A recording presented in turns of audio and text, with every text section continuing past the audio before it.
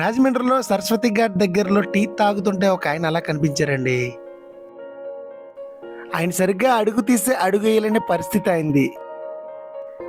ఆయన ఎక్కడి నుంచి అయితే నడుచుకుని వస్తున్నారో తెలియదు కానీ కనీసం ఒక నిమ్మ సోడా అయినా సరే ఇద్దామని చెప్పి ఆయన దగ్గరికి వచ్చి నిమ్మ సోడా ఇచ్చానండి.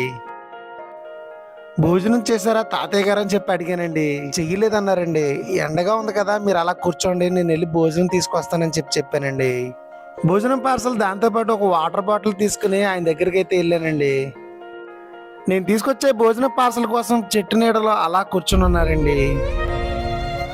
ఆకలితో ఉన్న వారికి పట్టెడన్నం పెట్టి వారి ఆకలి తీర్చడంలో ఎంతో ఆనందం ఉందండి.